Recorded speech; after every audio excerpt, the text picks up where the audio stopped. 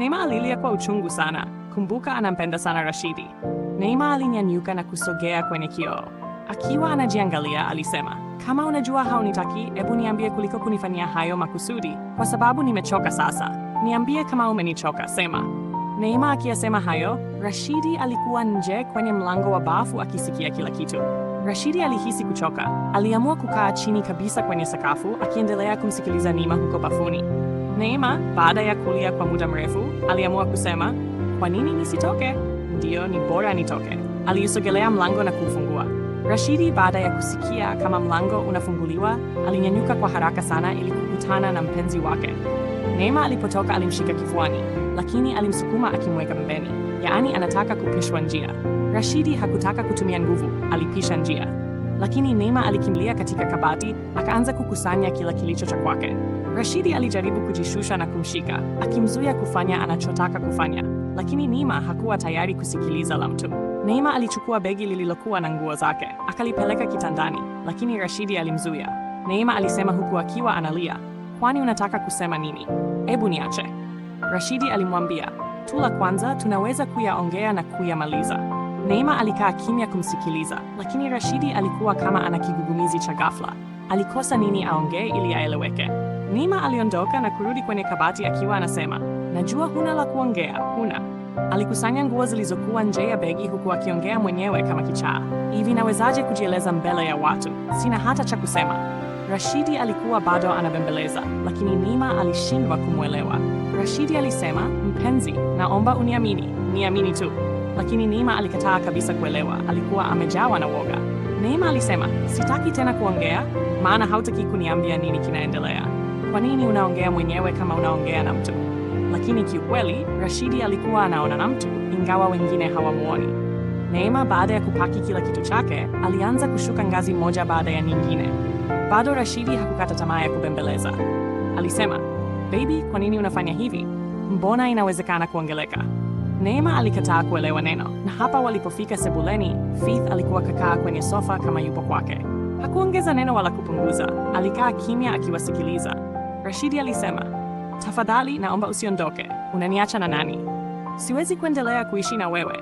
Wewe una shida na tatizo, hutaki kukubali kuwa una tatizo ili upewe msaada. Hapana Neema, mimi sina tatizo wala sihitaji msaada. Mimi naondoka. Siku ukiona upo tayari kwa ajili ya haya mahusiano, utaanza kuishi maisha tuliyokuwa tunaishi. Hujui wapi utanipata ukiamua kuwa sawa. Neema alifungua mlango na kutoka nje. Rashidi alimfuata, lakini haikusaidia. Baada ya muda alirudi ndani. Alimkuta Faith amekaa pale kwenye sofa katulia. Rashidi alimwangalia na Faith alimgeukia na kumtazama usoni. Rashidi alisema, una furaha? Kwa nini?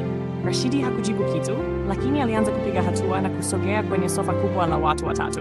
Rashidi aliongeza kusema, natumaini una furaha sana. Angalia unavyoharibu maisha yangu taratibu. Umemtoa mpenzi wangu. Faith alisema, hata mimi sielewi kwa nini kaondoka. Rashidi aliongea kwa hasira akitupa mito. Una maana gani? Ina maana haujui kwa nini kaondoka.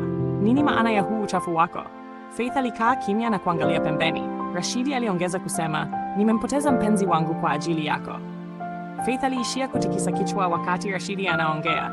Unataka kujaribu kuniendesha, au kwa sababu umekufa unataka kuniua? Faith aliamua kuvunja ukimya wake. Alisema, ameondoka kwa sababu ya matendo yako. Mimi sijafanya kitu. Rashidi alitulia kwa muda akimwangalia huyu mwanamke. Faith alisema, unajua cha kufanya sasa, fanya na mimi nitaondoka na kukuacha. Rashidi alimjibu na kusema, wewe ni mtu mwovu na nina uhakika ndiyo maana umekufa. Na Faith alisema, mwovu ni wewe. Wote walianza kunyosheana vidole, kila mtu akimsema mwenzake kuwa ni mwovu. Rashidi alisema, tena ninaomba chochote unachotafuta kwenye haya maisha usikipate. Faith akamjibu, kadiri ninavyokosa ninachotaka, ndivyo utazidi kuwa katika shida, kwa sababu siendi kokote mpaka nimepata ninachotaka. Rashidi aliondoka akielekea chumbani akitupa maneno. Tena naondoka, toweka kwenye sebule yangu. Siondoki. Wewe ni mzimu mbumbavu. Mimi nipo na wewe, sikuachi mpaka ukifanya ninachotaka ufanye. Mwanaume mpumbavu. Mwanaume gani anachamba na mzimu? Rashidi aliondoka na Faith alibaki sebuleni akiwa kakasirika pia. Muda ulisogea, kila sekunde zilivyobadilika. Taarifa njema kutoka Empire Studios. Ubunifu si chaguo, ni utambulisho wetu. Kama unahitaji vipeperushi vya matangazo vinavyovutia macho, kadi za harusi zenye hadhi na mvuto wa kipekee, kadi za biashara zinazoacha alama ya kitaalamu, au mabango na matangazo ya biashara yanayouza kabla hata hujaongea.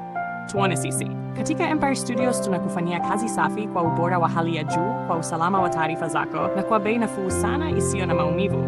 Kila muundo tunaufanya hauishii kuwa picha. Unakuwa uzoefu, unakuwa chapa yako, unakuwa hadithi yako. Unataka kuona kazi zetu? Nenda Instagram. Andika Empire Studio 12, yaani Empire_Studio 12. Tutafute, tazama kazi zetu. Halafu uamue mwenyewe. Empire Studios, the biggest company in the world. Tunaendelea na simulizi. Ni wakati wa usiku. Tupo bafuni kwa Rashidi. Hapa ndipo Faith alipohamia baada ya kutoka sebuleni. Alikuwa kasimama. Rashidi aliingia bafuni akiwa kafunga taulo. Alimsogelea akiwa kamkazia macho. Hata Faith alimwangalia bila kupepesa macho. Kisha Rashidi alimwacha na kuelekea kwenye sinki la choo. Alipata haja ndogo. Akasogea sehemu ya sinki la kunawa. Akanawa na kutoka nje. Yaani sasa wote wameamua kuwa wababe. Asubuhi kulipambazuka. Rashidi alikuwa jikoni akiandaa kifungua kinywa. Mayai na kachumbari ya kuchangania. Yaani ilikuwa ni kifungua kinywa cha nguvu. Alikuwa katika taratibu hizo, Faith alijitokeza kupitia ukutani. Kama kawaida ya Rashidi, alimwangalia na hakumwongelesha. Aliendelea na mambo yake. Alichukua nyanya na vitunguu, akaviweka kwenye flampeni ya kukaangia au kuchomea, lakini alikuwa anaweka kwa woga. Anaweka, anakumbuka, anaogopa kuungua. Faith alikuwa akimtazama pale, lakini Faith alimwambia, unaunguza. Rashidi alimkalia kimya na kuendelea kuweka kipande kimoja cha nyanya. Alidondokewa na mafuta kidogo tu. Alipiga kelele kama kabanikwa mzima. Faith alicheka. Rashidi alimwangalia kisha akamuuliza, sasa hapo nini kinafurahisha? Neema kaondoka kwa mpenzi wake. Rashidi kabaki na mzimu. Ameamua waishi kama marafiki. Nini kinafuata? Je, kama wamebaki wawili, mzimu unaweza kufanikiwa kumshawishi kuifanya kazi yake? Je, mzimu unataka kufanya nini kupitia Rashidi, au ni kulipiza kisasi?